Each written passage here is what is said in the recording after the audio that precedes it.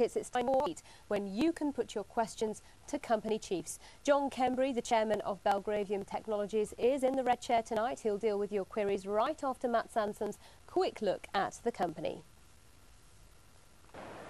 Belgravium uses wireless technology to help businesses keep track of their products. The company designs and installs real-time data capture systems. They're used mainly by warehouses and distributors.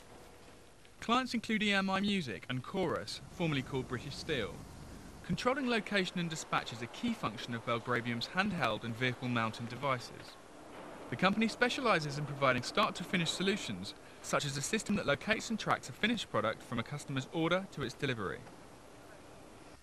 So that's what the company's all about. We welcome John to the show. Thank you very much indeed for coming in, agreeing to be in the hot seat. Philip's also back with us as well. Now, before we get started, we heard just there what the company's all about. Now, this may aid our viewers even further. This is one of the, what do you call this exactly? That's the Geneva product. The Geneva product. Yeah, that's the handheld data capture device which is used in warehouses and distribution by warehouse operatives.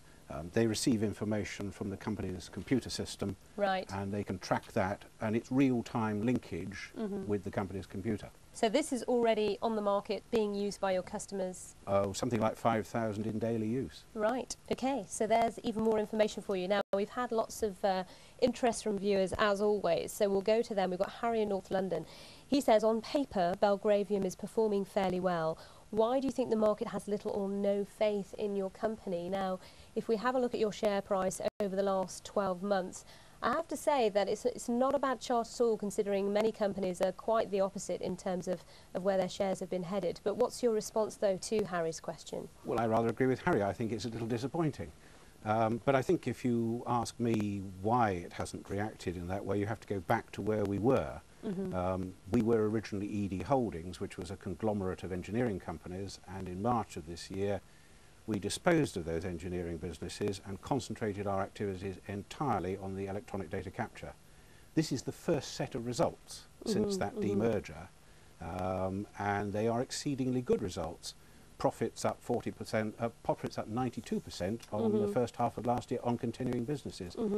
I think it'll take a bit of time for that to be digested and absorbed by the market. Right. And I think the market is in rather an anti-tech mood at the moment anyway. Well, that's certainly true. But we did have the sort of figures out that only a few days ago that you had a loss of nearly 3 million. Now, that was down to an exceptional item, wasn't it, to a great extent? Well, that was fundamentally the cost of getting out of the engineering businesses.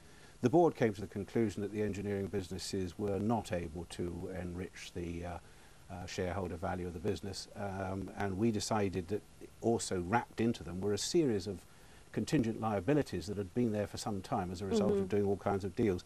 So it was necessary for us to sell those businesses off at a loss against the book value. Right. That is shown, obviously, in the total business. But as far as the continuing businesses are concerned, profits are up. And what I'm saying in the chairman's statement is that I would expect those conditions to last for the rest of the year. I mean, Mr. Struthers from Cheshire, who managed to get his question in just before we went on the air, sort of picks up on this point and almost pins it to your chairmanship that the whole situation of writing off the 3 million, the company was obliged to do this.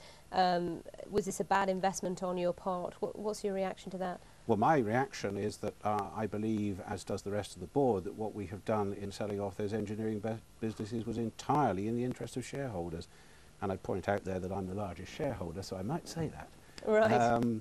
I think what we needed to do was to change the emphasis of the business, and I find that those sort of small, what the market likes to call metal-bashing engineering businesses don't get the rating these days. There just isn't there. And advisedly so, because they don't make the returns. Right. Now, in electronic data capture, we see ourselves in a growth market. The sector is growing very rapidly. We're growing in it, and we have an exceedingly good product that I think we can take forward into Europe, and another new product on the way. It's a great business. The turnaround that you've made in the business is very commendable, and the focus down on one company. However, back in June of 2000, I've got a couple of stories here. One emerged in the Fleet Street letter, which caused a 60% rise in your share price, which they said that you would sell off your assets and become a cash shell. Now, you personally completely denied this. You didn't really go into a cash shell, but you did sell off parts of the business. We sold off the loss-making areas with contingent liabilities, and we did that to enrich the value of the resulting shares, and I believe that's what we've done. I didn't create a cash shell. Absolutely, though. But in selling off those companies, I mean, did you not know that you were going to do this back in June of last year? No, I didn't. Okay, so this was a new plan. To be absolutely honest with you, I would have said at that time that I would have thought we could actually save some of those engineering businesses. And if you look further into the records, you'll find that we sold one of those engineering businesses when it had previously been a star, only about 9 months before. Okay. We'll have to leave it there, only for the time being. Don't worry, John, we'll be back. We've got some more questions from you, so they'll get them answered in just a few moments. This is Bloomberg Money, the show you can't afford to miss. The chairman of Belgravium Technologies is still in our hot seat. He'll answer more of your questions in a moment. First, a quick look at what else is ahead for you in this next 30 minutes. Your stocks go under the microscope in chart stoppers. Paul Rodriguez reads the lines and gives his expert opinion. CMG's dropped nearly 90% in the last 18 months. Our 6-month stock picker thinks it's about to turn the corner. And we'll have the latest news update from Nigel in about 4 minutes, so that you're always on the ball when it comes to the markets. But now it's back to John Kembry, the chairman of Belgravium Technologies. Now, John, we're going to go to Julian in Harrogate. This is his question. How much money have you got left in the bank? Do you anticipate returning to the market for more funds? Well, the chairman's interim statement says we've got 333,000 in the bank at the 30th of June. Of course, it's more than that. And I would like to go back and see if I can find a suitable acquisition. I'm looking. I've looked at lots of things, but I haven't actually found anything that is a total fit. And having struggled hard to turn this business into a refocused, high-value stock, I don't intend to throw that away. So when we find it, we'll do it. So you're not just relying on organic growth then, by any means? You're actively looking for someone to snap up. Organic growth will continue. But I actually think one of the problems, in answer to a question you had earlier about why aren't we higher rated, is we're awfully small. And I think we're a jolly good vehicle for acquisition. Right, okay. Market cap at the moment is about 6 million, isn't it? Is that right? 7-ish, yeah. Sort of around about 7 million. Philip, your thoughts? When you install these packages, do you give a one-off product and you merely sell the product in, or do you sell it and then rent out the software, say? Well, what we like to think of ourselves as a solution provider. We actually work with warehousing and distribution businesses in putting in a complete installation, which is the hardware, the software, the training, the maintenance agreements, and we do the whole thing, which has terrific paybacks for the customer. Typically, they can get their money back in 6 months or so. So the installation pays for itself, and we go on working with the customer then. Many of our customers come back for more and more installations.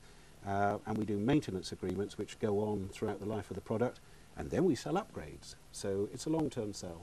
So what are the margins on your products? Pretty good. Pretty good? We do a good job for our customers, and our customer gets a very good return, and we like to think we get a good return as well. And we're very profitable.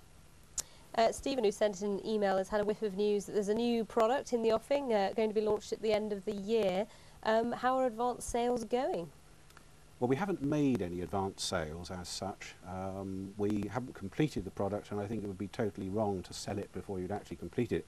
What I can say is that there is knowledge of and considerable interest in the product amongst our customers. Okay, so that's fair enough. And I'll squeeze in Marcus in Lincolnshire. He says, I'm a long-term shareholder and I have no intention to sell my stake, which is good news for you, John. What I really want to know is when you think you're going to make a profit, which...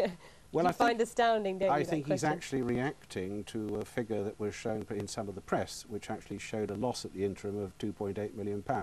Yes, that happened in the total business, but that was the loss on disposal of the engineering businesses of something like £3 million.